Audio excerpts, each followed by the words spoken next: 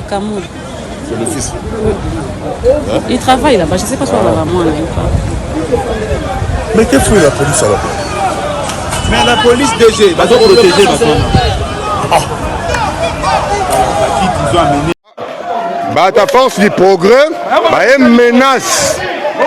Une menace na résidence ya GLM. Tu éviter ceux qui battent bango pas nani. Nde bozomona wana ta force du progrès.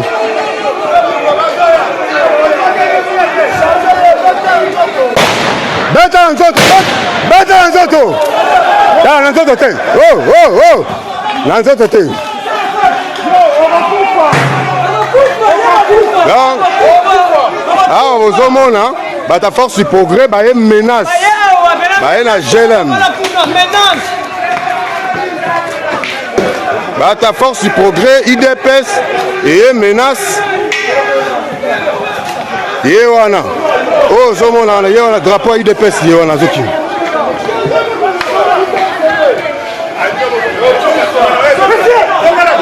Bonjour.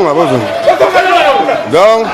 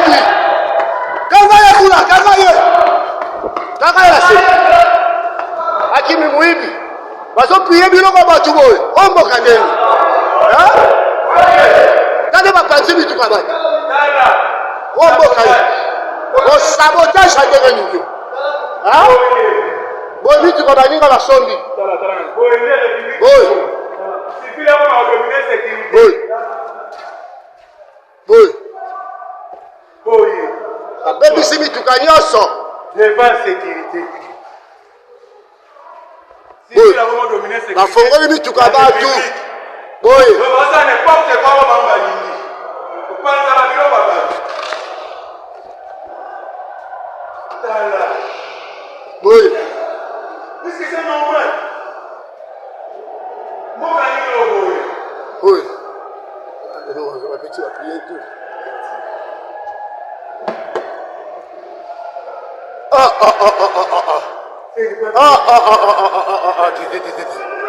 Monsieur Sasa. Pas dans le colo.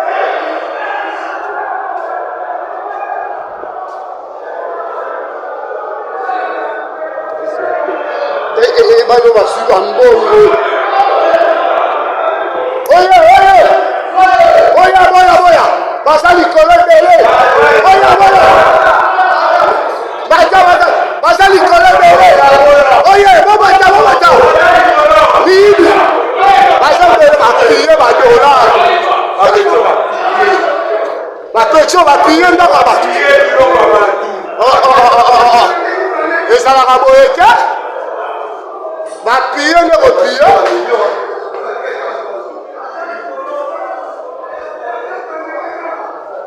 tala yaka boye boya boya boye boya yaka boye oh bajemo tala nalo tala baninga boye boya boye hein bazali babatami batomboli banyonso awa na beponge tozokende wapi boye boye mboka ndenge nini oyo bakoti partout oyo bamilisi oyo banani bazwi biloko ya bato nyonso na ndako ya bato babiloko ya bato oyo eza bamilisi kopanza oyo baza bato te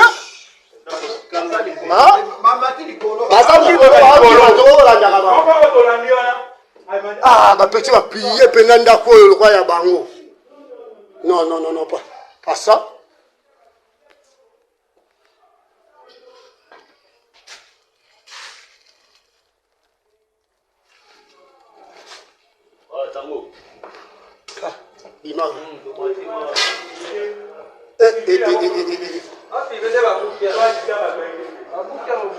boye sikoyo tokotambola ndenge nini na bango tokotambola ndenge nini yo kosala baninga boye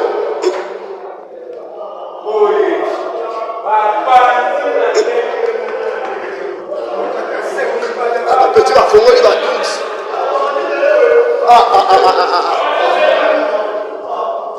boye komaya toza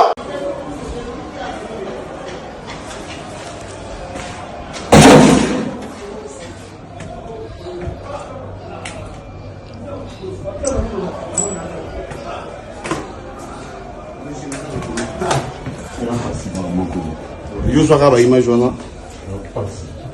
Les commandants de la ville ailleurs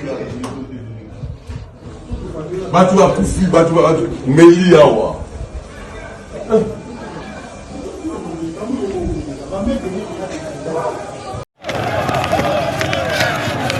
Papa.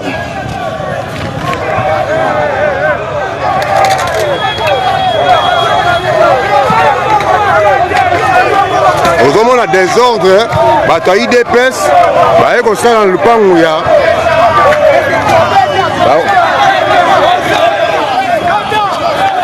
bato ya IDPS baye na lupangu ya bazoleka baluka bazobuka babiloko na lupangu ya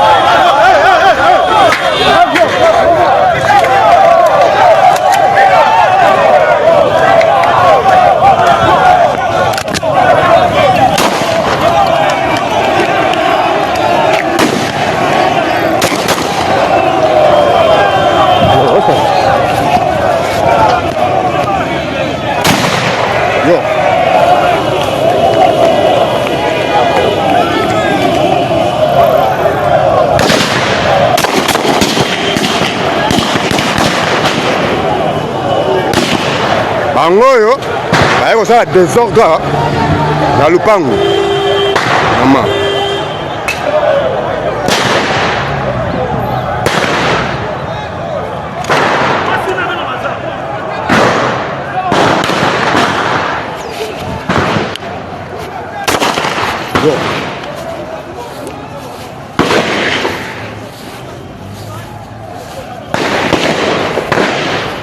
calme, calme, calme.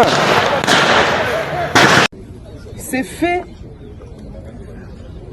sur nous, comme ça. On nous manque de respect tout le temps. On nous intimide même, tout le temps. On instrumentalise des gens pour nous attaquer, verbalement et aujourd'hui physiquement. Ça ne vous dit rien.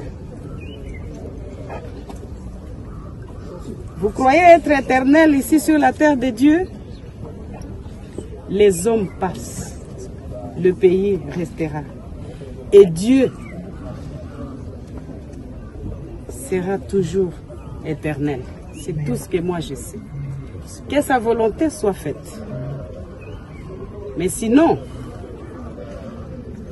j'accuse personnellement ceux qui sont ou ceux qui ont été à la base de la destruction de notre périmètre sécuritaire ici à la résidence. Dans la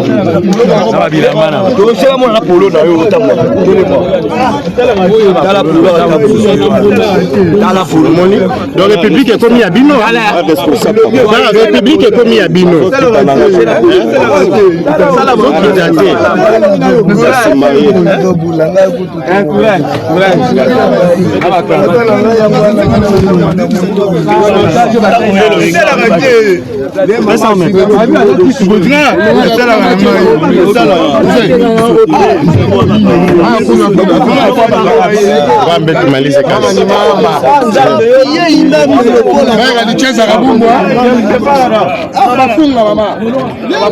Non, c'est pas normal. Ça, c'est votre travail.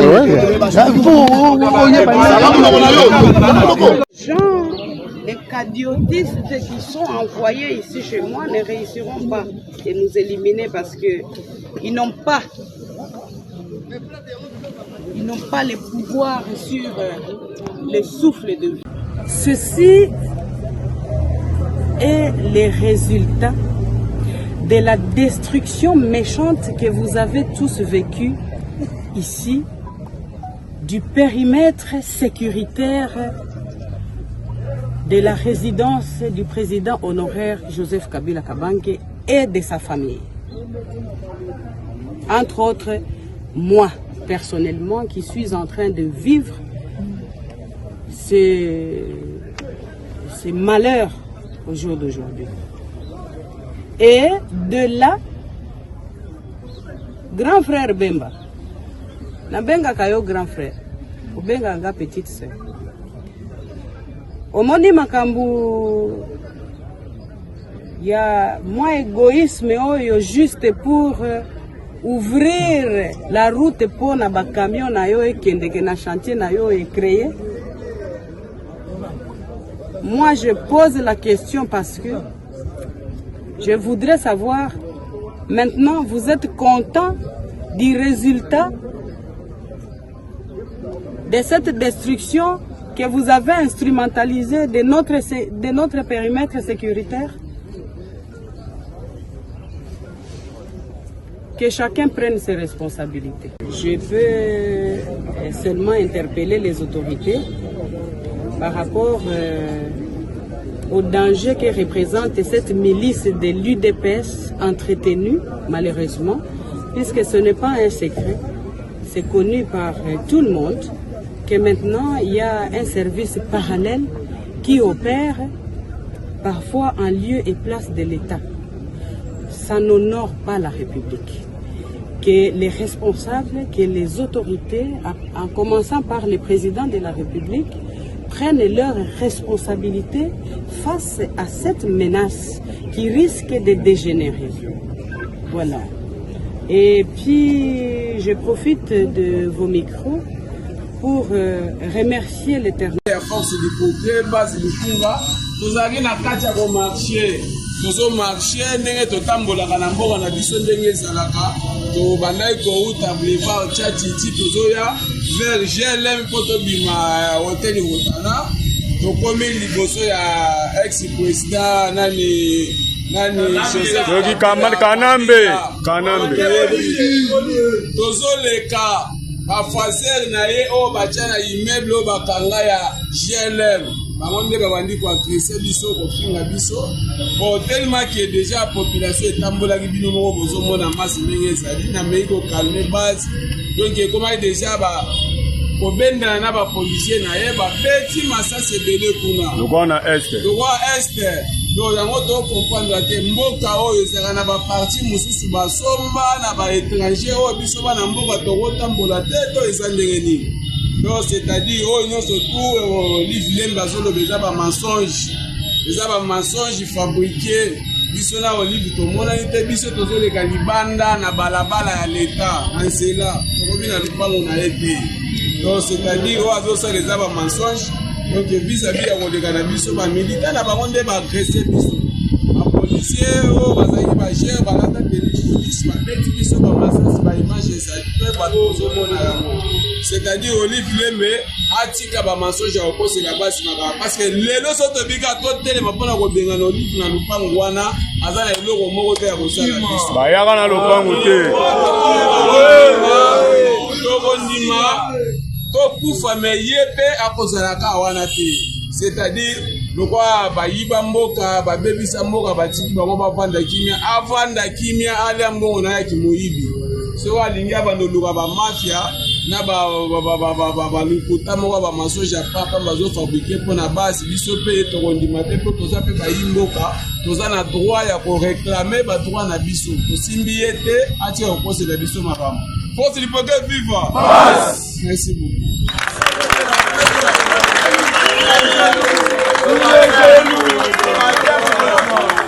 bitumba te to politique te mpona baintérêt personnel na ngai pake mingi na kati na bino boyebi esika famille nauti ezalaki na besoin ya kozwa barisque na vie na ngai te parce que soki nazali ozomona ngai lelo boye vivant c'est que ezali par miracle eza la volonté ya nzambe parce que ngai namoni livoie de près de plusieurs reprises oyo vraiment bazobeta ngai masasi bazobeta ngai babongo namoni ngai à plusieurs reprises eza atanga bitumba te atanga 1+4 moto oyo ya mendefo ake wana oyo aluki motu na ngai wana boyebi yango donc ngai namoni livoie de près mais naza na envie grâce à nzambe donc je ne fais pas la politique pour l'intérêt personnel je veux ça vraiment parce que naza na posa ke mbuka na ngai etambola et qu'un jour namona ke Congo na bacongolaise nyonso tu bana Congo bazovivre le mieux que lobi c'est ça ma volonté.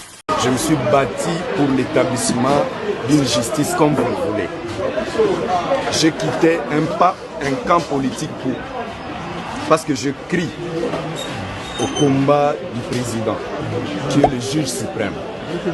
Lorsque la justice de mon pays ne me place pas à Makala, moi, député, élu du peuple, 2 fois élu, j'ai servi ce pays comme vous, membre du gouvernement. Un gouvernement dirigé par Félix Antoine Tshisekedi. Je n'ai aucun document qui me place à Makala. Je vous donne en main propre.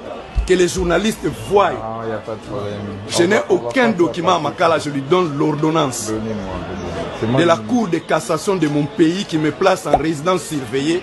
Et je suis à la prison de Makala. Et je le donne en main propre du ministre, garde du Sceaux. J'ai été comme vous, dans une même salle de conseil des ministres, avec le président de la République, juge suprême de ce pays. Je vous le donne en main propre. Je n'ai pas fui mon pays, je n'ai demandé que l'application de la loi. Regardez dans quelles conditions je dors. Un collègue membre du gouvernement comme vous. Je ne veux pas être voyou. Je vous ai donné la copie de l'arrêt de la Cour de cassation qui me place en résidence surveillée, mais je suis à Makala. Je n'ai jamais spéculé rien. Je n'ai fait que respecter la loi de mon pays. Je n'ai pas fui. Je n'ai volé aucun million. Moi, Modero. Je dors ici, 2 fois élu. Invalidé, on m'a placé dans une condition à ne pas défendre mon mandat. Mais je crois à la justice de mon pays et on vous encourage. Hier, par exemple, on a vécu ça. Les gens manquaient où dormir. Ils ont dormi dans les toilettes. Je suis un élu comme vous aujourd'hui. Je ne demande, Excellence, je vous l'ai dit à mon rang, il n'y a que vous, l'application de la loi. Nous allons, ça va.